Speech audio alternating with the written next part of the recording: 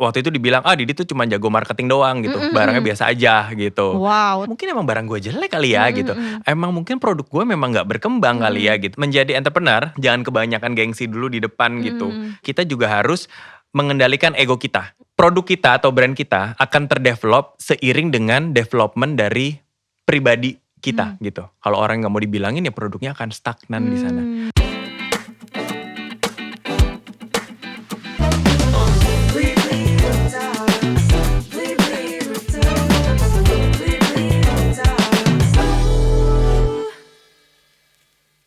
Blibli friends, selamat datang di My Rooftop. Seperti biasa ya, kenapa kita ada di rooftop? Karena kita butuh ada di puncak gitu untuk ngobrol sama orang-orang yang bisa dibilang ada di puncak dan jadi nomor 1 di bidangnya masing-masing. So, welcome to Roof Talks, a story about becoming number 1. Ini adalah sebuah persembahan dari Blibli untuk kamu karena kamu adalah nomor 1. Nah, untuk Blibli friends yang lagi nonton ini udah episode kesekian ya. Jadi jangan lupa untuk subscribe channel YouTube kita di blibli.com. Kenalin, nama aku Cia Wardana dan hari ini aku akan ngobrol sama seorang tamu yang luar biasa sekali ya perjalanan hidupnya untuk menjadi nomor 1. Nah, tamu aku malam hari ini adalah seorang fashion designer yang punya rasa nasionalisme dan juga karyanya itu keren-keren banget. Halo, selamat malam Mas Didit Maulana. Halo, selamat malam Cia. Gimana kabarnya? Baik ya? Baik, sehat. Welcome to Roof Talks ini dari Blibli. Thank you udah datang sekali lagi dan kita bakalan ngobrolin hal-hal seru yang lebih dalam soal Mas Didit. Mungkin ini yang nggak ada di Instagramnya boleh ya nanti agak dikeluarkan sedikit. Boleh spesial di sini ya. Spesial di sini siap. aja dong ya. Oke, tapi sebelumnya sebelum kita ngobrol-ngobrol, aku ada games dulu. Ini games yang gampang, biasanya ini sering banget ada di mana-mana, this or that. Ya, jadi Mas Didi tinggal pilih aja di antara 2 ini. Cuman 3 aja kok ya. Oke, yang pertama adalah catwalk atau photoshoot. Photoshoot, kenapa? Kalau catwalk itu acaranya sebentar, persiapannya lama banget. Kalau catwalk? Iya, kalau photoshoot persiapannya lama, tapi hasilnya memang lebih lama digunakan gitu karena foto karena memang kan ada kan dan lama banget. Oke, terus yang kedua adalah Jepang atau Korea? Jepang, kenapa? Karena bolak-balik ke sana, nggak tahu kenapa. Mungkin karena kebudayaannya, kemudian makanannya, kemudian juga banyak banget teman di sana juga gitu. Oke, jadi emang mungkin berarti nanti setelah pandemi semoga cepat beres ya, berarti tujuannya pertama akan ke Jepang kah? Oh iya, langsung. Langsung dong ya, udah gak pakai mikir-mikir langsung. Kayak aku akan ke Jepang nih sekarang. Oke, yang ketiga adalah cantik atau seksi? Cantik, oke. Kenapa?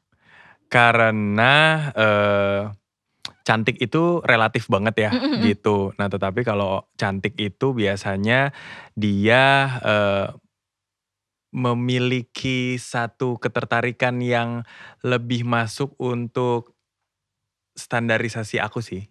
Gitu. Oke. Kayak pokoknya dipakein tenun tuh terlihat cantik gitu ya. Gitu. Desainku juga kebanyakan melahirkan sesuatu yang cantik ya Iya, gitu yang indah, dibanding ya. seksi ya. Oke, baiklah. Nah, tapi kalau misalnya cantik itu kan sebenarnya laki-laki juga bisa ya dibilang cantik ya, tergantung sudut pandang kita gitu. Tapi kebanyakan perempuan ya. Kemarin kita baru aja ada Women International Day. Nah, kalau misalnya menurut Mas Didit sendiri, sosok perempuan yang Mas Didit anggap ini cantik, indah gitu. Cantiknya kan ya tadi seperti yang Mas Didit bilang sesuai dengan masing-masing gitu, relatif. Itu ada gak sih sosok yang dikagumin? Sosok perempuan yang dikagumi karena cantik yang tadi aku bilang itu ya. Menurut aku adalah perempuan yang pintar, smart, dan tahu bagaimana harus mengambil sikap itu memiliki kecantikan tersendiri gitu. Dan aku berhadapan dengan banyak sekali perempuan-perempuan yang memiliki kecantikan seperti itu dalam kehidupan sehari-hari gitu. Jadi susah ya kalau disuruh pilih satu ya. Nanti yang disebutin banyak, nanti ada listnya keluar di sini ya. Kalau kebanyakan. Oke, tapi kalau misalnya sosok seorang perempuan yang sangat berarti di hidup Mas Didit hingga sampai sekarang ini bisa dibilang ada di puncak, di nomor 1, itu siapa sih? Ibuku. Ibu, sebenarnya udah ketebak ya. Pasti kita akan jawab ibu. Tadi pas kita briefing aku udah denger udah nelpon ibunya ya. Nanti mungkin kalau ada waktu untuk berterima kasih kita bakalan telepon ibunya Mas Didit, boleh ya? Boleh banget. Boleh banget. Oke deh. Permisi. Kita akan lanjut. Oh ada lagi. Waduh. Makasih ya. Iya betul dengan Ada ya. kiriman paket dari Blibli. buat Oke, kasih. terima kasih. Terima kasih. Ya. Oke, ini sebenarnya bukan buat aku ya Blibli Friends, tapi ini dikasih untuk Mas Didit. Jadi boleh Wah, aku bukain aja dulu ya. oke. Sampai naik ke rooftop loh. Sampai naik ke rooftop makanya dia tuh. Oke, udah kebuka silakan. Wah, terima kasih. Wah, coba mungkin boleh dikasih tunjuk ke Blibli Friends ini Aku akan apa? menggambar. Yeay. Yeay, oke. Ada kenangan Thank you. tersendiri nggak dengan apa nih krayon atau pensil warna dan buku gambar? Boleh sambil ngegambar-gambar. Kenangan tersendiri ada banget karena aku itu pertama kali belajar menggambar itu memang pakai pastel. Oke, Krayon ini gitu. Oh, Hebat berarti banget bener, ini, kalian aduh. nggak salah ya Hebat kirimnya ya. banget. Iya, jadi ya begitu sih. Ini mau gambar nih. Boleh dong kita sambil ngobrol-ngobrol Oke, sambil sambil bisa gambar. multitasking nggak nih Bisa tipenya? dong, Wah, bisa dong. enak banget, aku paling nggak bisa nih multitasking. Oke, baiklah. Oke. Kita sambil ngobrol-ngobrol ya Blibli Friends. Ini aku akan mewakili Blibli Friends yang pasti punya banyak pertanyaan kepada Mas Didit gitu ya. Kan ini tadi udah dibilang Mas Didit tuh suka ngegambar dari kecil. Nah, boleh ceritain nggak sih masa kecilnya kenapa bisa kayak tertarik sama gambar? Apakah di keluarga ada gitu yang suka ngegambar atau mungkin ada yang udah jadi desainer gitu mungkin dulu? Kalau sebenarnya kalau di keluarga itu yang jadi seniman tuh mungkin cuman jatuhnya sekedar hobi aja gitu. Nah tapi dari kecil memang ibuku itu sering ngajak aku untuk istilahnya mengisi waktu dengan menggambar. Jadi kalau anak-anak lain mungkin minta sama orang tua adalah mainan, aku selalu mintanya kertas karena kertas di rumah Oke. selalu habis. Karena digambarin semua. Yang terjadi dicoret-coret. kalau kertasnya habis, aku gambarnya di Di dinding. tembok. Mesti banget ya kalau anak kecil itu selalu kayak gitu. Emang paling suka gambar apa sih dulu? Kayak kalau ponakanku tuh dinosaurus deh, apa-apa minta gambarin dinosaurus. Aku dulu itu seneng gambar mungkin karena yang dilihat keadaan sekitar ya. Jadi lebih ke realis sih, seperti gambar taman bermain deket rumah gitu. Terus gambar gedung segala macam kayak gitu-gitu sih. Ya, itulah ya bedanya anak kecil kita ya. Zaman dulu yang digambar tuh kan alam. Kalau anak kecil zaman sekarang yang dilihat kartun ya, yang gambar kartun semua. Nah, aku dengar-dengar juga Mas Didit ini kan tadinya kuliahnya atau memang udah jadi arsitek ya sampai akhirnya tiba-tiba berganti tuh ke fashion. Nah itu gimana sih ceritanya bisa pindah haluan? Jadi sebenarnya kalau menggambar atau dengan fashion itu kan suka dari kecil. Tapi pas lagi kuliah terus akhirnya berpikir akhirnya ngambil setengahnya ada seninya, setengahnya ada berhitungnya karena aku suka juga dengan hitung-hitungan gitu kan, suka juga gitu. Akhirnya aduh kira-kira apa nih yang bisa mewadahi dua-dua ini, akhirnya masuk ke arsitektur deh gitu. Tapi terus udah sampai jadi arsitek terus tiba-tiba kayak oh aku ternyata fashion lagi gitu berarti ya? Kemudian abis itu kan abis lulus kerja di berbagai perusahaan sampai akhirnya itu kerjanya di perusahaan retail fashion sampai akhirnya menemukan cinta kembali gitu. Waduh kayaknya mau CLBK deh gitu ke fashion gitu. Mau balik lagi ke dunia fashion akhirnya. Iya gitu. Akhirnya tiba-tiba ya udah jalannya. Nah, jalanin. Ketika kayak kita ganti yang maksudnya berarti umurnya udah melewati SMA gitu ya, udah ngelewatin masa ABG, udah cukup dewasa lah sampai mungkin pada saat itu ini banyak dialami, termasuk aku sendiri. Pasti kan ketika kita lulus udah milih jalan kita, terus kita udah disuruh cari duit sendiri sama orang tua kita, and then kita ganti haluan, itu ada takut nggak sih? Kayak takut gagal atau apa gitu? Ketakutan pasti ada ya, apalagi waktu itu juga ini bukan pertama kali bikin sesuatu terus berhasil gitu. Jadi waktu itu pernah bikin sesuatu terus gagal karena memang kurang persiapan gitu. Nah jadi ketakutan selalu ada karena udah pasti kan kerja sama orang bertahun-tahun ya gitu. Kemudian istilahnya kita diem aja digaji gitu kan. Iya benar. Akhirnya berhenti kerja dengan bermodalkan punya satu visi yang Mhm pengen mhm. diwujudkan, Mhm. tetapi juga akhirnya jadi lebih wise lagi, jadi bikin plan-nya, bikin Mmm. business development-nya gitu. Lebih bijak lah gitu Mhm. dalam mengatur, strategi keuangan segala macam. Oh jadi pas begitu sebelum berganti Mas Didit udah siapin bukannya kayak, ganti gitu, nggak Mhm. gitu ya? Berarti emang udah direncanain dulu kayak nabung dulu kah sampai udah cukup baru keluar, apa gimana?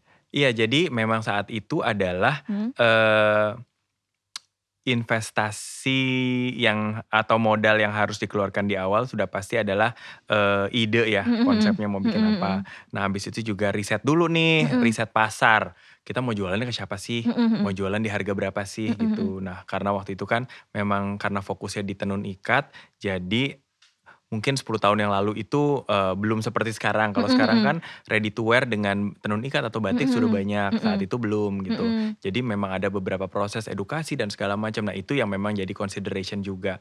Nah, jadi di awal ya selain harus bermodalkan semangat, niat, dan konsep, kita Mhm? juga harus modal, finansial juga ya Iya gitu. iya Karena iya kan iya.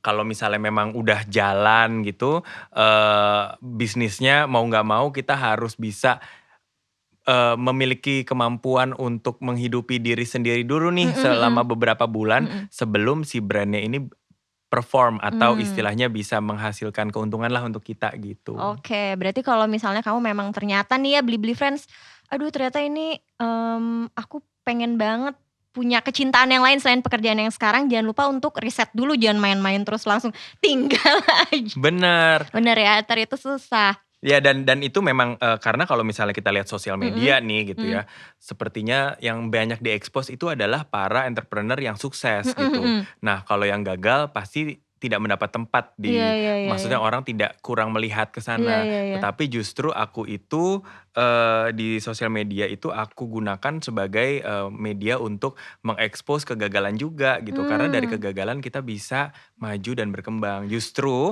mungkin ketika dia gagal, satu atau 2 langkah ke depan lagi adalah kesuksesan gitu. Bener. Tapi ketika dia udah gagal, biasanya yang terjadi, "Ah udah deh daripada semakin terpuruk gue stop aja," gitu. Oke, Kayak gitu berarti sih. harus konsisten untuk coba terus ya? Mhm, Mas Didit, oke, tapi ini aku denger-denger ya, katanya Mas Didit ini pertama kali, setelah memutuskan untuk udah jadi nih ya, udah mhm. ada, mau bikin ini gitu, pertama kali jualannya katanya di garasi rumah, bener itu? Nggak cuman jualan tapi, apa namanya, workshop-nya juga di situ. Workshop-nya oke sekalian Mhm. di situ? Jadi awal banget Mhm? mungkin cuman baru 3 orang ya, satu Mhm. tukang potong, satu admin, Mhm? sama satu aku yang merangkap semua Iya, gitu. Jadi heeh. bermulai dari situ sampai akhirnya kita punya kemampuan untuk sewa tempat dan segala Mhm. macam. Jadi memang, satu tips ya Mhm? untuk teman-teman yang ingin memulai usaha adalah jangan kebanyakan gengsi dulu di depan Mhm gitu. mhm. Jadi memang kita pelan-pelan aja gitu, Mmm. apalagi sekarang kan juga zamannya online ya Iya iya, gitu. bener. Jadi kita nggak harus memiliki satu, presence offline Mhm mhm. gitu, justru yang kita percantik adalah presence online kita gitu. Nah, Mmm. kemudian dari situ, bisa istilahnya untuk meng-invite orang untuk, berbelanjalah gitu, Oke. gitu. Waktu itu di garasi rumah berarti masih tinggal sama orang tua gitu Iya pada sama saat itu? ibuku, aku kan selalu tinggal sama ibuku, Heeh. Nah mhm. itu, pas ibu tahu kalau Mas Didit kayak tiba-tiba ganti gitu, aku maunya jadi fashion designer, itu dia gimana? Udah pasti, namanya orang tua pasti ada Mhm. kekhawatiran ya, karena kan Mhm. selama ini kerja sama orang, Mhm. hidupnya bahagia sejahtera gitu. Mhm. Nah, ketika kerja sendiri kan udah pasti banyak resiko Susah gitu ya? ya. Heeh. Nah, jadi memang ketika kita mau propose sesuatu, apalagi meminta izin, Mhm. orang tua sebagai lingkungan terdekat kita, Mhm. itu kita harus, punya apa ya, proposal yang sangat, Meyakinkan gitu? meyakinkan ya Heeh, gitu oke. ya Heeh. sehingga, mereka pun juga memiliki, "Oh iya nih kayaknya anak Mhm. saya kayaknya udah siap nih, udah Mhm ready mhm nih," gitu, mhm. kayak gitu sih. Jadi memang, pertama yang harus kita convince adalah sebelum yang lain-lain adalah diri sendiri dulu Mhm gitu. mhm. Once kita udah convince diri sendiri, kita punya proposal yang jelas untuk diri sendiri, Mmm. kemudian kita baru convince orang lain dan meminta support dari mereka gitu. Mhm. Karena mereka adalah yang nanti akan men-support kita di depan, Oke, dan gitu. akhirnya ibu nge-support ya semua Mhm, keputusannya Mas Didit gitu. Nah ini aku sebenarnya sering denger dan mhm, sering nonton ya di mana pun lah ya, kayak kalau misalnya nonton apa namanya model-model gitu ya kayak Indonesia's Next Top Model atau Mm-mm. Asia's Next Top Model, America's Next Top Model itu kan orang tuh image-nya Mm-mm. di fashion itu kayaknya kejam gitu, takut gitu kalau mau masuk ke fashion. Beneran gak sih kayak gitu? Dan pernah gak sih mungkin Mas Didi sendiri mengalami kayak aduh aku sebagai waktu masih baru gitu Ya, ya. mengalami kekejaman seperti yang diceritain di mana-mana itu? Memang sih nggak cuma fashion aja sebenarnya Heeh. setiap industri punya istilahnya punya ada senioritasnya lah di situ ya gitu. Nah, ketika masuk ke dunia fashion apalagi aku bukan backgroundnya fashion, udah pasti banyak sekali omongan miring gitu. Iya, iya. Tahun-tahun pertama hal itu sangat berpengaruh ke Mmm, diriku. mhm. Tapi kemudian aku berpikir kayaknya kalau di sini kita diem aja diomongin ya gitu. Mendingan kita Iya, berkarya gitu kan. heeh. Jadi akhirnya yang aku lakukan di awal adalah aku banyak mendapatkan kritikan tentang desainku Mhm, gitu. Kemudian dari situ kemudian aku memilah mhm, mana sih kritik yang kemudian bisa dijadikan sebagai masukan untuk aku mmm, bisa mengembangkan diri lagi. Nah mhm, di situ kemudian aku lihat apa nih gue kurangnya di mana ya. Oh iya mhm, ternyata aku tidak menguasai bagian ini mhm, gitu. mhm, Jadi waktu awal-awal bikin brandku ini mhm. aku selalu ngambil courses atau kursus gitu. Oke, Kursus jahit, mhm, kursus bikin pola, potong dan mhm, segala macam gitu. Jadi sedikit banyak aku tahu oke, teknikalnya mhm, seperti mhm, apa gitu. Nah, kemudian dari situ aku rekrut lah mhm, timku ini yang mhm. memang mereka lulusan dari sekolah-sekolah fashion dan dari mereka aku belajar gitu. Oke, berarti untuk Mas Diditnya sendiri justru, bisa dibilang nggak bersekolah di sekolah fashion sama sekali ya, cuman ngambil Iya, yang kursus-kursus itu. betul. Tapi bisa ya berarti ya? Berarti untuk jadi seorang fashion designer itu nggak harus kayak, "Aku maunya sekolah di Burgo," gitu misalnya, atau di mana gitu?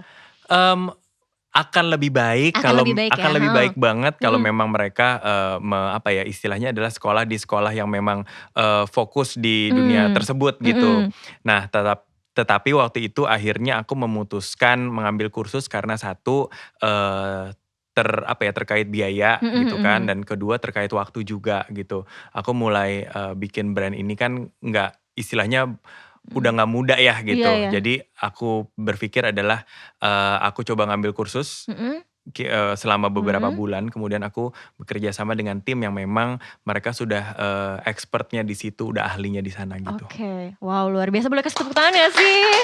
Terima kasih terima Jadi kasih. pengen bikin sesuatu ya apapun loh, nggak harus fashion. Maksudnya kalau tiba-tiba kayak kita, pengen sesuatu bukan berarti misalnya kita terhalang ada sedikit biaya sama waktu kayak, "Kak, aku tapi nggak punya waktu Kak, tapi aku nggak punya biaya." Itu nggak boleh jadi halangan ya, bukan jadi alasan kan ya berarti? Betul, jadi Mhm, memang ketika kita udah memiliki keinginan dan heeh, ketika kita udah punya passion yang kita mhm, udah tahu, mhm. bagaimana istilahnya roadmap-nya kita Iya, mau iya, iya. menuju ke sana, itu biasanya jalannya akan terbuka gitu. Mmm, Dan biasanya kayak aku dulu, "Aduh gue gak ada waktu," apa itu cuman alasan kita aja iya, karena iya, kita iya. takut untuk, terhadap Gagal, iya. sebuah perubahan Heeh, heeh. sebenarnya, takut dengan sebuah perubahan gitu. Makanya dengan kita mengetahui bagian mana nih Mhm, dari diri kita yang harus kita asah lagi, mhm, itu akan membuat, waktu kita untuk, riset untuk si brand baru ini mhm. akan menjadi lebih efisien gitu. Oke, tadi Mas Didit kan sempat bilang karena kita ada ketakutan, salah satunya adalah takut gagal. Nah, Mas Didit sendiri juga cerita kan di, sosial media tadi Mas Didit bilang, untuk pengen nyeritain kegagalan juga. Nah, sebelum sampai sesukses sekarang, kegagalan yang paling mungkin waktu itu Mas Didit pernah alami terus kayak drop banget itu yang mana sih? Mungkin saking itunya sampai inget gitu sampai sekarang? Waktu itu gagal, kalau sebelum bikin brand-ku yang ini sih Mhm, gagal pas mau bikin satu, perusahaan. Waktu itu aku mau balik lagi nih ceritanya jadi mhm, arsitek gitu, mhm, bikin biro arsitektur. Nah gagalnya karena waktu itu aku merasa bahwa aku dengan bermodalkan network mhm, yang mhm, bagus, mhm, aku mhm, bisa padahal enggak gitu. Jadi mhm, memang, ketika kita mau atau apa ya, terjun ke dalam satu industri, mhm, kita mhm, harus tahu dan kita memang harus memiliki, kecintaan atau jiwa di sana. mhm. Kemudian kita harus riset nih, Iya, iya. kira-kira kalau mau bikin brand ini, produknya, akan diminati nggak ya? Harus Mhm, riset pasar, mhm, kemudian harus, riset harga juga gitu. mhm, Banyak sekali hal-hal secara teknis yang harus Mhm. difikirkan, Mhm. di samping memang kita mencintai apa yang akan kita, lakukan tersebut gitu. Nah kemudian dari kegagalan tersebut aku belajar sehingga sebelum membuat brandku sendiri, aku akhirnya berpartner dengan teman-temanku yang memang jago di sana. Ada yang jago Mmm. di bagian business development, Mhm. ada yang jago di bagian finance gitu, sampai akhirnya kita, apa ya, istilahnya berkolaborasilah Mhm dengan, mhm. kemampuan kita untuk, membuat, sebuah brand gitu. Oke, berarti kalau kita pengen memulai bisnis, sebaiknya nggak sendiri, maksudnya ini sarannya dari Mas Didit kan, sebaiknya nggak sendiri karena ada yang bilang bisnis sama temen tuh agak sedikit berbahaya karena mulainya misalnya dari temen gitu, takutnya nanti berantem atau gimana. Biasanya sebelum memulai itu dari Mas Didit sendiri ada cara nggak sih supaya nggak terjadi hal-hal yang nggak diinginkan lah ya itu? Oke, ini Mmm. pertanyaannya bagus Mhm. banget karena memang, banyak sekali yang awalnya dari teman, terus Mhm. kayaknya kita seru deh nih kalau Iya, jualan heeh, gitu, terus heeh heeh. akhirnya ujung-ujungnya, karena transaksi akhirnya bisa ribut Mhm gitu, mhm. kemudian, jadi rusak pertemanannya. Mhm mhm. Nah yang harus diingat adalah, untuk, berpartneran dalam Mhm. sebuah, bisnis, itu kita seperti istilahnya kayak apa ya, kayak mau pacaran atau misalnya kayak ingin membangun satu hubungan gitu. Mhm Karena mhm. kan, ini adalah sebuah brand ini dia, istilahnya harus cocok ya, Iya, cocok heeh. tidak hanya secara, sifat tetapi secara, kemampuan juga Mhm gitu. mhm. Makanya harus ada, persyaratannya memang, harus berani untuk di-legalize atau Mmm. dilegalkan dalam bentuk, surat perjanjian Surat kontrak, kerjasama oke, heeh. gitu, atau ada kontrak, atau memang mendirikan, PT gitu Mhm ya, mhm. sehingga jelas Mhm mhm. gitu, share-nya jelas, Mhm. berapa Mhm mhm persen gitu mhm. ya. Kemudian, bentuk kerjasamanya Mhm jelas, mhm. contribution-nya jelas, Mhm. ekspektasinya jelas Mhm gitu. Jangan mhm. sampai, wah iya nih awalnya seru, sekarang dia udah, ngurusin, tugas kuliahnya dan segala Mhm macam, gue mhm. jadi sendiri gitu Iya kan, iya iya wah iya. gitu. Iya iya Jadi iya. kita harus berani gitu ketika kita bareng-bareng, "Oke kita kayaknya cocok nih, Mhm. kita ini yuk, apa namanya, kita bikin serius yuk, Mhm kita mhm. bikin PT yuk atau Mhm. CV yuk," Mhm. gitu. "Oh gitu ya, gila lu serius banget?" "Iya soalnya gue serius banget nih untuk mewujudkan mimpi gue," gitu. Oke. Nah kemudian dari situ adalah, jadi kita tahu nih Mhm. apa ekspektasinya gitu. Mhm. Nah kemudian misalnya yang satu, "Aduh tapi gue masih kerja sama orang," oke, komitmen deh gitu, Mhm. dalam 1 minggu kamu komitmen berapa jam Mhm kerja, mhm. di, brand ini Mhm gitu. Karena mhm. kan sekarang banyak banget kan gitu, yang satu masih kerja, yang satu Mhm masih apa mhm. gitu, yang ada nanti satunya istilahnya seperti silent partner yang Iya nggak pernah iya iya. datang gitu, Heeh. tapi tiba-tiba pas ada satu, keputusan dia nggak setuju gitu. Jadi memang Mmm. harus selaras, sejalan gitu, dan memang komitmen itu penting banget gitu loh. Mmm. Seberapa besar, misalnya Cia sama aku nih mau Mhm. bikin, acara gitu atau mau Mhm. mau bikin brand gitu ya. Mhm. Nah tapi yang satu sibuk, oke Mmm. komitmen kita Mhm gimana mhm. nih Ci? Kita dalam 1 minggu ketemu apa? Kamu bisanya kapan? Oke deh Rabu, Jumat deh gitu. Iya, Jadi heeh. komitmen tuh harus penting banget untuk dipegang. Oke, berarti kita harus lupakan penyakit kita yang, sering banget nih orang Indonesia, itu adalah punya penyakit nggak enakan, ya Nah, kan? Jadi kadang-kadang nggak enak lagi, nggak enak, tapi nanti kamu di dalam dirinya tuh menyimpan, "Duh, aku yang lebih banyak kerja," gitu mhm, kan. Nah, itu harus dihapuskan, iya ya, harus komitmen kita kalau bisa emang kalau emang mau serius, apalagi bisnis ya, berarti harus tertulis jelas gitu, ada kontraknya. iya dan, selain yang itu juga, Mhm. banyak orang juga cenderung menjadi korban, kayak misalnya Mmm. victimize gitu loh. Mhm. Iya, ujung-ujung gue yang ngerjain ini dan Mhm segala mhm. macam, aduh gitu. Mhm Nah jadi mhm. kita harus mengubah nih, Mhm. buat semua teman-teman yang mau, terjun ke entrepreneur atau bikin satu brand gitu ya, Mhm. you are the driver of yourself gitu. Mhm. Jadi you are the CEO of yourself gitu. Mmm. Jadi jangan nunggu disetirin orang, Mhm. tapi kita yang harus memegang kendali gitu, dan Oke. kita memang yang harus memegang kendali atas diri kita Mmm. gitu ya. Jadi jangan menyalahkan keadaan, misalnya Mhm. kok salesnya nggak dapet, iya nih abis gini, kita akan banyak alasan Mhm mhm. gitu. Tapi it's time for you to apa ya, istilahnya ngambil ngambil setir dan Mhm. kita yang menyetir gitu. Mhm mhm. Dan kita yang di situ akan mengambil segala macam keputusan, Mhm mhm. kemudian kita yang akan, juga mengendalikan situasi, Mhm. dan juga kita yang nantinya akan bisa tahu mana bagian-bagian yang harus dikembangkan atau dirubah dari si brand kita gitu. Jadi, jauhkan, kebiasaan menyalahkan Mhm, orang mhm. gitu ya. Oke, tuh dicatat ya ini untuk Beli-Beli Friends yang mungkin mau berbisnis sama temennya atau mau bikin brand sendiri, itu baru di antara yang sesama mau bikin bisnis. Belum nanti kamu udah terjun terus ada senior-seniornya ngekritik, sakit hati. Pernah gak sih dikritik sama senior terus sakit hati? Kalau dikritik sering. netizen mah ya udahlah ya. Kalau dikritik kayak siapa Anda gitu. Tapi kalau senior kan pasti punya dia punya background untuk bisa mengkritik. Pernah gak sih sampai mungkin sakit hati banget nih gitu dibilang dia? Awalnya sih awalnya sering banget Mm-mm. ya, sering banget itu terjadi gitu. Mm-mm. Dan ketika itu diberikan kritiknya mungkin 10 menit tapi kebayangnya seminggu gitu. Sampai akhirnya menurunkan kinerja, akhirnya nggak bisa kerja Iya. gitu. Sebenarnya nanti ujung-ujungnya yang rugi kan kita juga Iya, gitu ya. iya. Jadi sebenarnya tes mental, Mm-mm.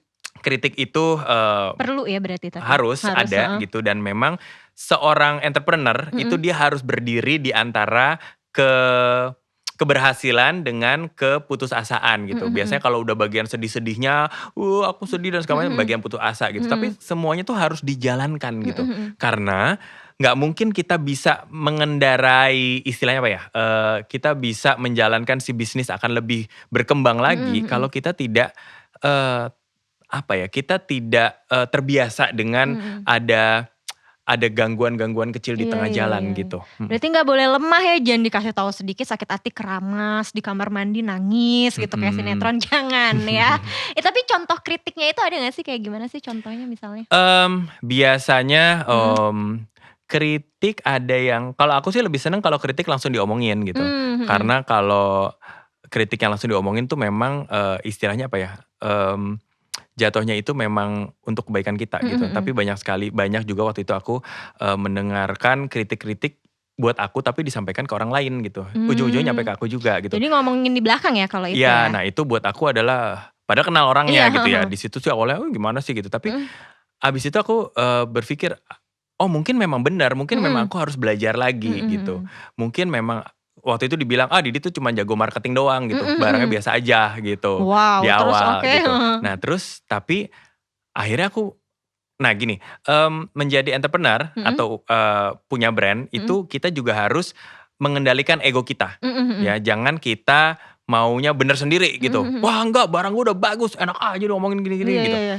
Nah tapi kita harus bisa melihat gitu, oh emang mungkin emang barang gue jelek kali ya gitu. Emang mungkin produk gue memang gak berkembang kali ya gitu. Dan memang kita harus membuka membuka space untuk kesana gitu. Dan memang waktu itu akhirnya aku berpikir setelah sedih-sedih tuh ketika aku udah bisa mengontrol emosi, kemudian aku lihat, iya sih mungkin emang kayak biasa aja ya, oke. Berarti apa yang harus membuat agar desain aku tuh jadi gak biasa gitu. Nah akhirnya waktu itu, aku ketemu dengan orang yang ngomong bahwa aku biasa-biasa Terus aja nanya desainnya. langsung? Aku nanya, menurut lo gimana sih? What should I do? Gitu. Dan segala macam. Nah disitulah sebenarnya adalah kita berani untuk membuka diri kita dengan masukan. Dan disitulah aku kemudian mulai merasakan bahwa banyak sekali produk-produkku yang kemudian jadi berkembang dan terdevelop gitu. Jadi sebenarnya nih satu kunci juga adalah produk kita atau brand kita akan terdevelop seiring dengan development dari pribadi kita gitu. Kalau orang nggak mau dibilangin ya produknya akan stagnan di sana. Tapi kalau kitanya terbuka dengan masukan, kita terbuka dengan kritik, maka si produknya akan semakin membaik dan semakin membaik gitu loh. Kayak gitu. Betul. Jadi harus mau dikasih tahu, jangan terus kayak ini ya, kayak mentang-mentang ini brand kita lah ya, brand gue maunya kayak gini gitu. Nggak gitu, Beb. Aduh sampai ketabrak di tangannya, sakit ya. Mas Didit kan ini terkenal dengan tenun ikatnya ya, mempopulerkan tenun ikat. Ini apa sih yang bikin Mas Didit tuh pertama kayak cinta ketika melihat tenun gitu? Nah waktu itu tuh aku mulai tahun 2009 ya, mulai risetnya itu gara-gara kesel sih, gara-gara ngelihat di sosial media anak-anak muda tuh bisanya cuman marah-marah aja, gara-gara waktu itu kan batik mau diakuin oleh negara tetangga. Oh iya benar. Gitu. Nah tapi memang aku di situ sedih juga, maksudnya kita tuh baru bergerak kalau dicolek sama yang lain gitu loh. Kita tuh take it for granted, istilahnya punya pacar kita anggurin nih gitu. Nah tapi ada orang gini, enak aja loh gitu. Bener ini banget, everything dan segala macam, ya kan gitu.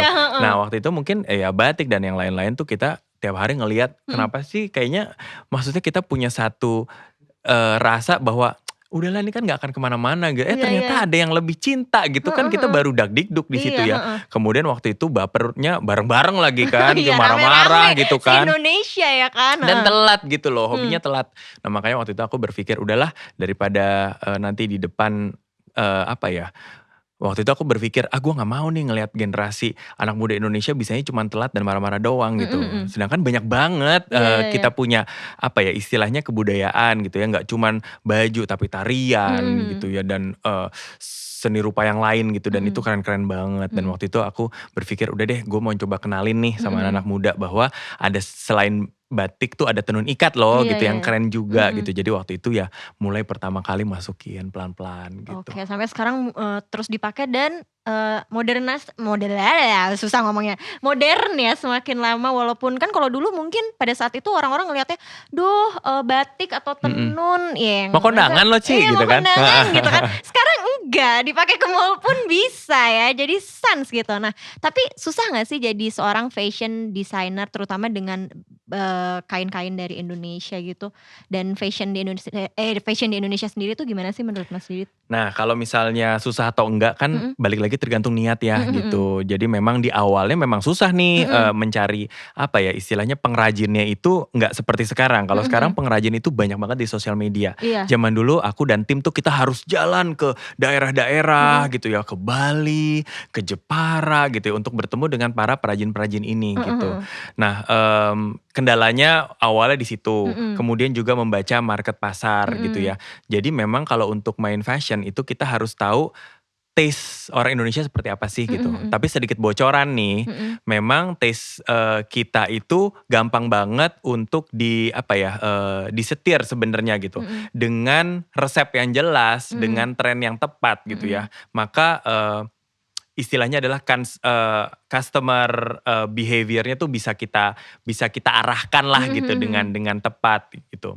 Jadi waktu itu ya akhirnya kita berusaha memecahkan berbagai macam challenge-challenge ini dengan melihat kompetitor bikin apa sih gitu Mhm, ya. Jadi mhm. harus membuka diri ke sana. Nah kalau Cia sekarang nanya Mhm. posisi fashion Indonesia gimana sih?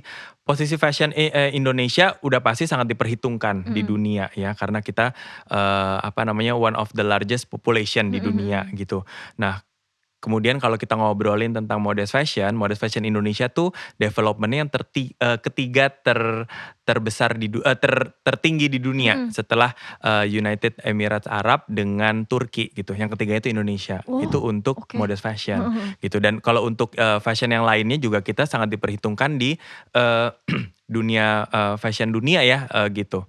Mmm. Istilahnya memang kita matanya orang-orang dunia tuh lagi melihat ke kita Mhm. gitu, karena desainer-desainer Indonesia banyak yang menggunakan kearifan lokal, wastra Nusantara gitu Mhm. untuk mengolahnya, seperti itu. Dan apakah berarti Mas Didit, orang pertama yang mempopulerkan si tenun ini, membesarkan tenun ini di Indonesia?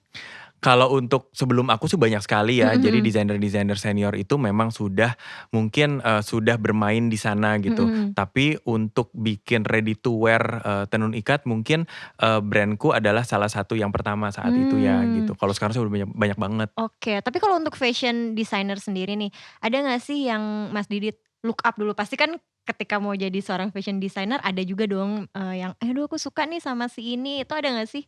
Ada, dan Mmm. baik internasional maupun skala Indonesia ya Iya, heeh. gitu. Dan mereka biasanya adalah aku suka dari perjalanan hidupnya. Mhm. Kemudian aku suka juga dari bentuk-bentuk bajunya Mhm, gitu. mhm. Dan aku juga suka dari taste ketika mereka bikin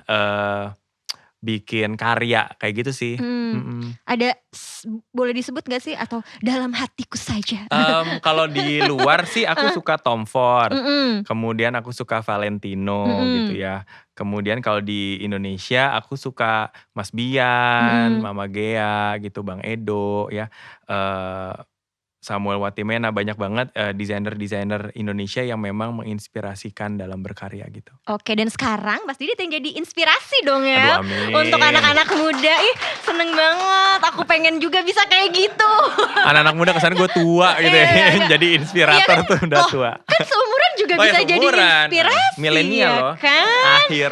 Maksudnya Iqbal juga jadi inspirasi kan untuk anak-anak seumurannya Benar, benar, gitu benar, benar, benar, benar. kan. Nah selama pandemi ini apa sih strateginya Mas Didit untuk tetap survive? Karena kan kemarin kita sempet tuh yang gak bisa ngapa-ngapain gitu. Benar.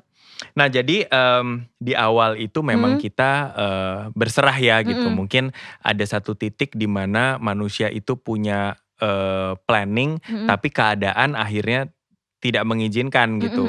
Nah tetapi jadi tahun lalu itu sempat terpuruk banget nih gitu semangatnya gitu ya. Kemudian juga apa ya, mentalnya tuh seperti digojlok banget lah ya gitu dengan adanya keadaan begini. Nah akhirnya waktu itu berserah terus Tuhan bikin apa ya kira-kira sesuatu yang dimana biar si Ikat ini kita masih bisa tetap mensupport para perajin nih gitu. Biar mereka bisa terus berkarya gitu sampai akhirnya terbentuk ide waktu itu bikin masker ya. Bikin masker kayak ini contohnya ini gitu ya. Bikin masker. Nah si masker ini aku kerjasama dengan para penenun gitu. Di berbagai macam daerah di Indonesia gitu. Dan kemudian maskernya dikala semua orang bikin masker, maskernya aku bundling dengan bikin pouch. Kemudian di situ ada untuk hand sanitizer dan semuanya ada kitnya istilahnya gitu. Nah itu aku keluarkan pas brandku ulang tahun lalu gitu. Nah dan di luar dugaan karena memang niatnya waktu itu tulus adalah aku pengen agar para perajin ini mereka tetap bisa berkegiatan. Sampai sekarang itu kita sudah menjual mungkin lebih dari 10.000 set dari si ini gitu. Seneng banget karena ngebantu juga ya berarti. Iya dan sekarang mereka tuh apa ya, para perajinnya sibuk banget gitu karena kita mendapatkan pesanan dari kanan kiri. Dan aku sih percaya dan yakin waktu itu adalah bukan karena kekuatan brand tapi karena kita punya satu niat yang baik ya gitu untuk kita mengajak agar teman-teman perajin dan penjahit itu tetap bisa berkarya gitu. Oke, tapi setelah pandemi ini Mas Didit udah sempat bikin show lagi belum sih? Kan karena kan sekarang aku sempat lihat juga ya banyak fashion show yang tamunya tuh di layar doang gitu, tempat duduk dikasih layar. Ya sekarang ini sih aku justru lebih banyak mungkin fashion show kemarin sempat bikin virtual show sekali gitu. Nah tapi abis itu aku strateginya sekarang adalah lebih ke bikin made to order. Jadi sekarang lebih konsentrasi bikin untuk apa namanya brides gitu ya, untuk pengantin, untuk groomsnya juga gitu. Jadi lebih made to order dan sekarang juga lebih konsentrasi adalah bikin apa namanya si masker, terus si essential kit dan lebih ke aksesoris sih gitu. Mungkin soon bentar lagi akan keluar untuk koleksi ready to wear-nya lagi. Amin, kita doain ya, semoga cepet kita tungguin. Tadi ngomongin soal brides, aku sempet kepo di Instagramnya Mas Didit. Kayaknya Mas Didit pernah ngejodohin orang sampai akhirnya nikah ya. Siapa tadi? Kevin sama Judith ya bener ya. Nah aku lihat kayak wow seru banget cuman lewat kayak Mas Dit tahu nggak sih ini siapa dia jomblo nggak gitu ya. Terus akhirnya sampai nikah tuh ya. Betul, jadi memang waktu itu akhirnya seneng banget sih gitu karena perjodohannya berhasil gitu. Tapi aku udah ini yang kedua sih gitu. Aku memang kalau ngejodohin orang memang cocok. Cuman kamu kan sudah ada pasangan ya, tidak boleh nanti ada yang marah gitu. Ya, jadi waktu itu akhirnya aku kenalin mereka berdua.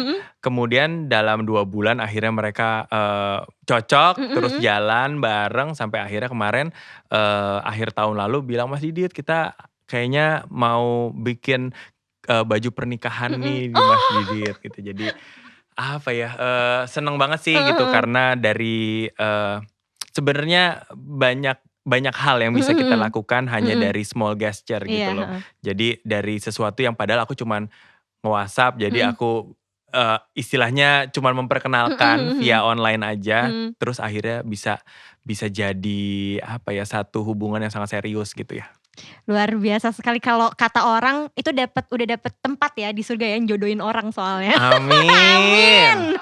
Nah kalau kedepannya nih apa sih target-target lagi kan soalnya sekarang Mas Didit ya bisa dibilang udah terkenal udah di atas gitu ya. Apakah masih ada target-target lagi kayak misalnya sama brand internasional dulu sempat sama Grammy Award ya? Iya.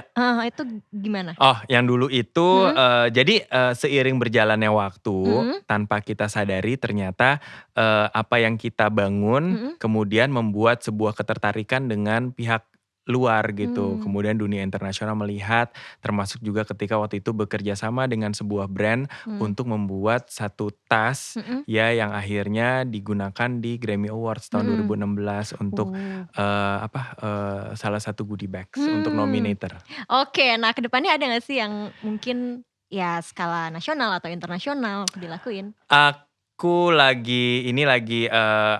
kita lagi jalan sebuah proses dengan sebuah brand internasional Mm-mm. gitu dan tunggu aja seperti apa karena pasti menarik banget Oke. gitu. Dan selain Mm. di dunia fashion juga aku sekarang lagi mengembangkan platform belajarku namanya Mm-mm. Jadi Gini Belajar Bersama, Mm-mm. yaitu sebuah workshop online untuk Mm-mm. teman-teman yang mau belajar lebih lanjut bagaimana caranya menjadi entrepreneur gitu. Oke. Ini menarik banget Heeh. karena munculnya pas pandemi tahun lalu. Iya, heeh. Gitu. Jadi aku bikin kelas online Mm-mm. yang sampai sekarang nih udah diikuti oleh lebih dari 7.000 lulusan. Oke, Gitu jadi yang Mas Didit punya brand. bikin kelas online dengan ada sertifikatnya juga berarti ya untuk Ada, teman-teman? ada sertifikat, ada Heeh. modul juga yang bisa mereka baca ulang gitu. Oke. Dan seneng banget karena kemarin juga banyak mendapatkan testimonial dari Mm-mm. mereka bahwa mereka sudah eh, mengembangkan brand sendiri, bikin brand sendiri gitu. Jadi buat aku juga satu kepuasan tersendiri ya untuk bisa berbagi ilmu sama mereka. Oke, tuh berarti bisa ikutan ya. Tapi mungkin buat teman-teman yang buat Blibli Friends gitu yang pengen bikin entah pengen jadi fashion designer atau pengen jadi entrepreneur, ada saran gak sih?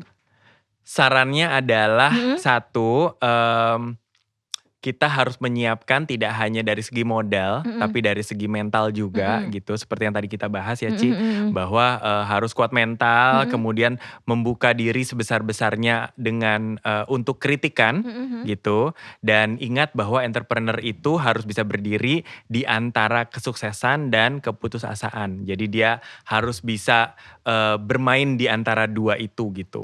Oke, baiklah. Nah, terakhir ini pertanyaan ya dari Blibli Friends nih, kalau otokritik buat Mas Didit sendiri tuh sekarang apa sih? Otokritiknya untuk diriku sendiri adalah harus bisa menahan,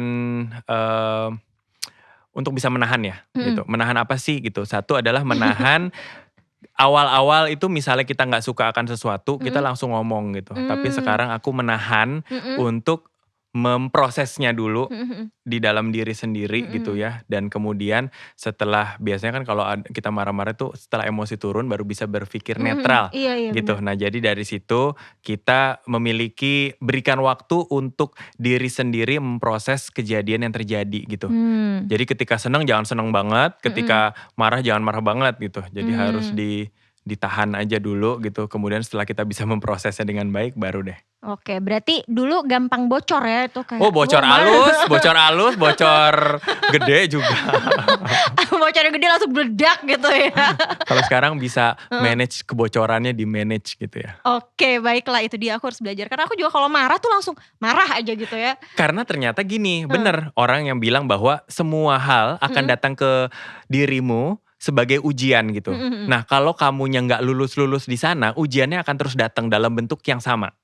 Gitu. Oh iya bener ya, dikasih terus kan kita gak lulus-lulus. Exactly, jadi kayak aku nih misalnya ada suatu problem, aku marah-marah mulu, akan selalu ada masalah yang sama. Karena kita akan diuji ke situ. Tetapi ketika kita bisa satu masalah, kemudian kita bisa menyelesaikannya dengan baik, dengan kepala dingin dan segala macam, kita akan next step tuh gitu ke yang lain gitu.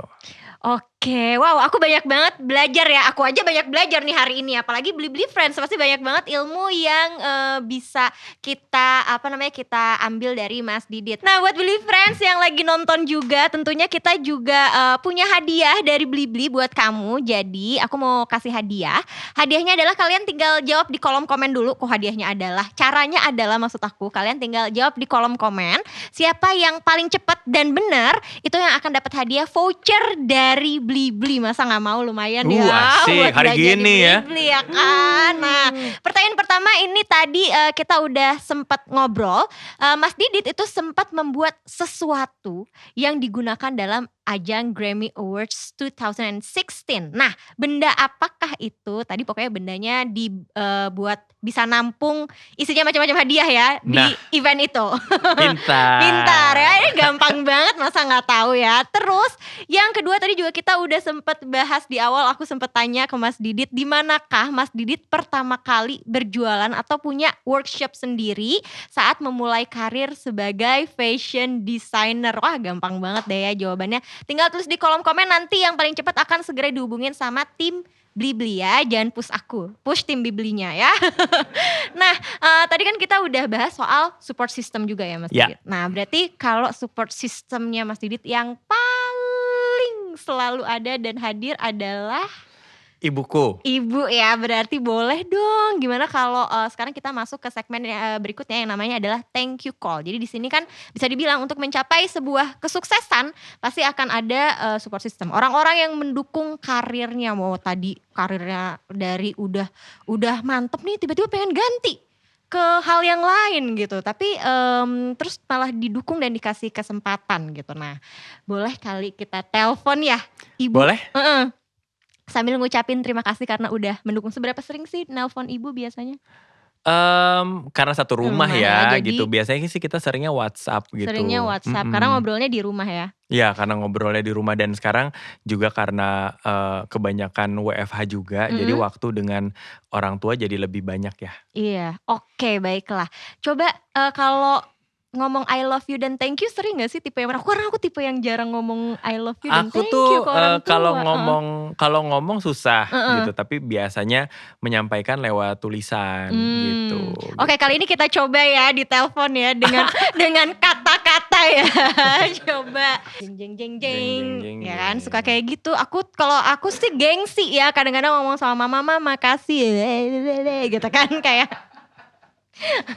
karena bercanda terus. Ya sekarang kita coba ya. Tadi kan Mas Didit bilangnya biasanya dengan tulisan. Karena emang ada beberapa orang yang agak susah gitu menyampaikan dengan kata-kata. Mungkin Mas Didit termasuk di dalamnya ya. Aku kalau berantem juga biasanya nggak bisa pakai mulut, pakai tulisan. Iya, Kalau pakai mulut tuh malah nggak Malu bisa ya? keluar. Iya, nggak bisa keluar apa yang mau diomongin. Padahal aku ngomong terus nih kerjaannya. Ya, Nah, sekarang udah ada nih mamaku. Kamu mau ngomong sama ibuku atau gimana? Iya, dari Mas Didit dulu dong, boleh sampaikan. Tadi kan aku ngetes. Oh, bilang. iya nih Ma, mau ini aku lagi barengan sama Blibli Friends, sama ada Cia juga. Mau ngucapin makasih banyak, Mama selalu support aku di segala di segala medan pertempuran dalam berkarya gitu. iya kan ya namanya seorang ibu pasti akan mensupport lah segala kegiatan dan karya-karya anaknya. Itu pasti. Terus ya kadang-kadang juga dengar kamu kan suka kadang-kadang ada keluhan atau kan kamu ada saat bahagia saat kamu bikin sebuah karya. Jadi mama tuh ya kadang jadi tempat apa ya? Curhat. Tempat cerita. Ya, dan karena aktivitasnya kamu itu full ya, berarti mama juga harus menyiapkan makanan sehat untuk mencukupi kebutuhan nutrisi kamu. Ya itu semua sesuai dengan saran dari dokter gizi bahwa Iya, kita ke dokter gizi. apa semua itu harus lengkap. Jadi ya tapi happy sih, maksudnya menyiapkan segala sesuatu kebutuhan. Kan yang penting anaknya sehat biar bisa Amin. berkarya maksimal gitu. Biar bisa ke Jepang lagi, Mam, kita bareng-bareng ya. Langsung. Itu yang diharapin kita. Itu dia ya. Tante, coba. Tante. Tahun ini off. Oh, masih mana? Iya, 2 tahun ini off ya, Mam. 2 Mam, tahun nih ini off. sekarang ada Cia nih, Mam, pengen ngobrol, Mam. Iya, coba. Oh ya. Halo Tante. Iya, halo juga.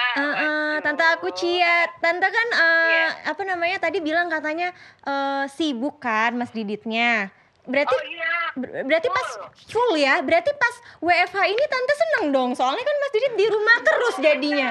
Benar. Kadang-kadang waktu belum pandemi ya, ketemu Mas Didit itu susah. Susah Jadi banget ya? iya, saya kan kadang kalau pagi jalan pagi, Heeh. dia masih belum bangun. Heeh. Nanti saya pulang, dia udah siap-siap mau berangkat. Udah gitu, Oke. kadang kan Heeh. pulang juga paling cepat jam 7 malam. Tuh, Oh. saat pengen ngobrol, dianya juga capek, saya juga ngantuk. Jadi emang pandemi ini ada hikmahnya sih. Iya betul, jadi dengan keluarga makin dekat ya. Jadi makin deket. malah malah Mm-mm. bisa apa namanya ya, jadi sering ngobrol gitu, jadi tahu kondisi yang ada seperti apa, jadi sering tukar pikiran juga. Heeh. Ya emang segala sesuatu ada min plusnya sih ya. Iya benar. Tante mau sedikit throwback dong, kalau ke zaman dulu tuh Mas Didit waktu kecil nakalnya apa sih yang masih ingat gitu sampai sekarang? Mas Didit itu anak manis sih. Anak oh ya ampun. Sesuai brief. Sesuai brief ya katanya dibilang anak manis. Iya, jadi dari kecil emang hobi gambar. Jadi dari umur 3 tahun dia udah mulai pegang pensil kan. Maksudnya dia tuh nggak pernah suka main yang apa kayak bola atau apa. Dia lebih suka duduk manis, gambar. Kalau enggak ini bikin puzzle. Bikin puzzle. Kalau Oke. kalau enggak Lego. Jadi mainan yang dia tuh ya nggak melibatin orang lain, tapi ya dia enjoy gitu. Atau enggak juga suka ini apa, dengar sanggar cerita. Jadi dia sambil main dia pasang kaset sanggar cerita gitu. Oh, sanggar Tawan cerita. umur gue.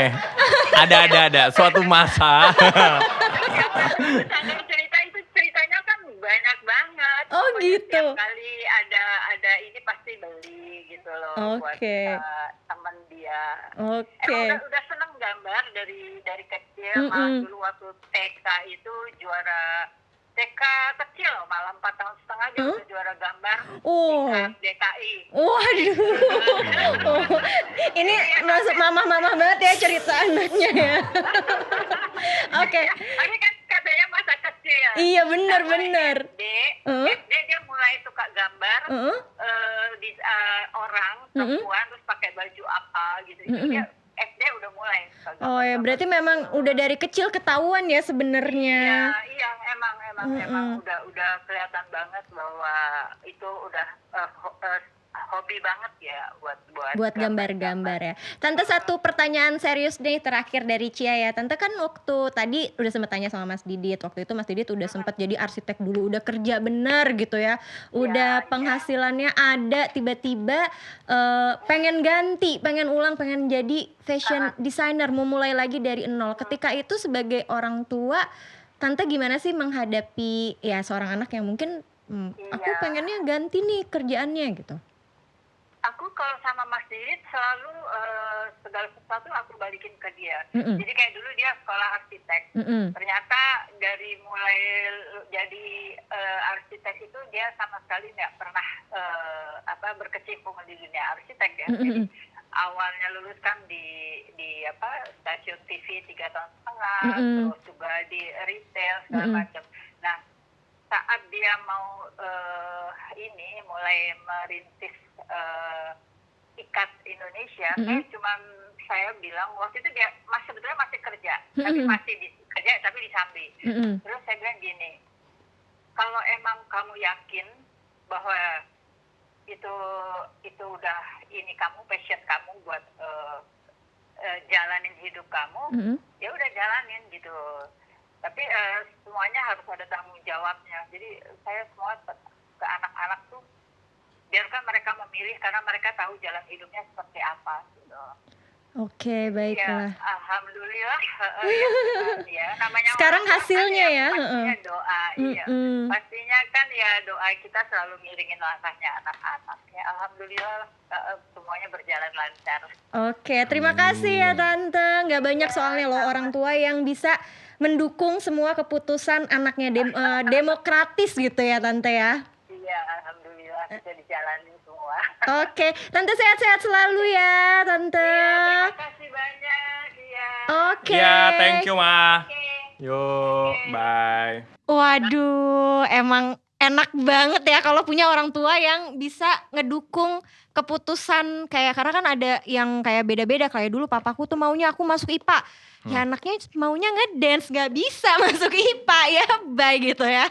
Jadi ketika mendapatkan orang tua yang mendukung itu sangat menyenangkan sekali ya. Tapi kalau misalnya Mas Didit ada saran gak, misalnya ada Blibli Friends yang ternyata orang tuanya gak mendukung gitu anaknya misalnya untuk menjadi apapun, entrepreneur atau fashion designer, karena gak sesuai katanya, gak pendapatannya mungkin gak tiap bulan gitu. Betul.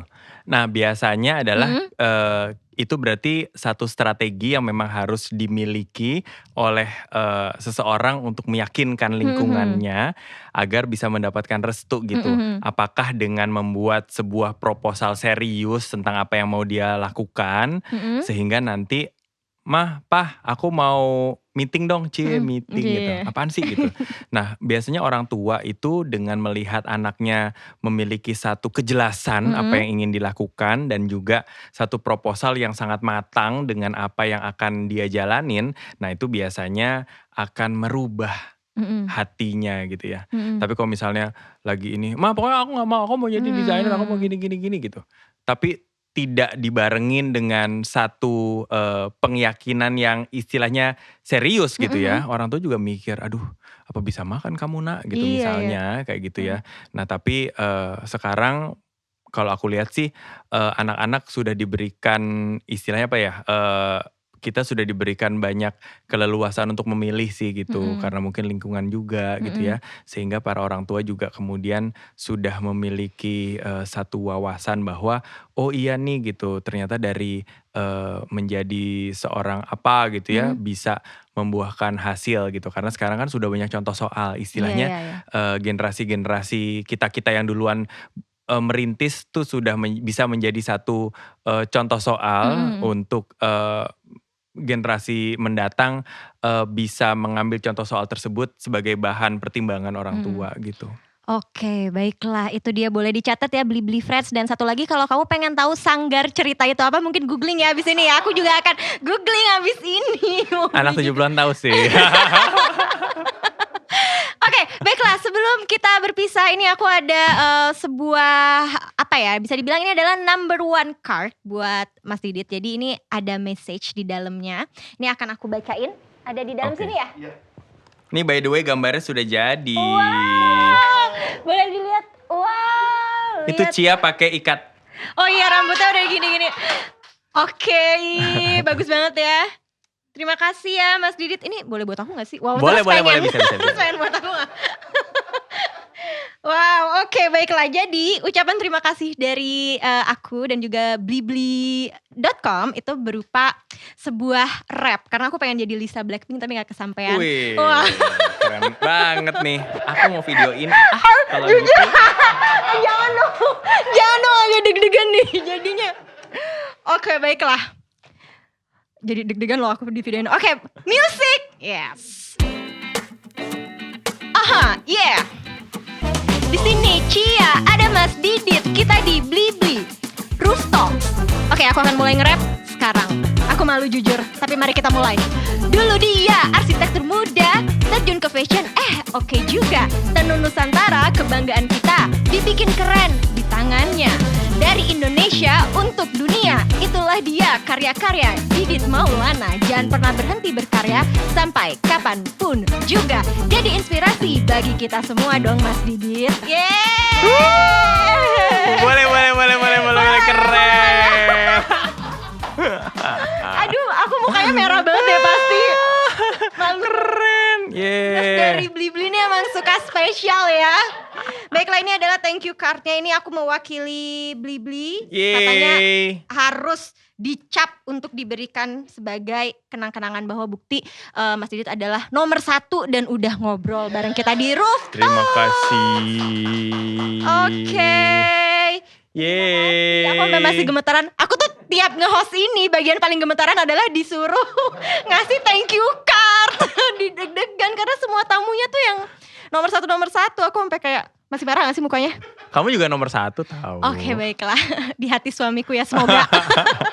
Harus ya itu Harus kayaknya, ya nggak itu semoga. Ya. Oke, terima kasih Mas Didit. Didit udah mampir di Rooftop. Makasih. Sekali lagi ngobrolnya seru banget, banyak banget hal yang udah kita obrolin. Tentunya jangan lupa untuk nonton Rooftops di episode berikutnya dengan tamu-tamu yang punya story about becoming number one setiap hari Jumat jam 7 malam. Aku Cia Wardana. Didit Maulana. Sampai ketemu lagi. Bye-bye. Bye.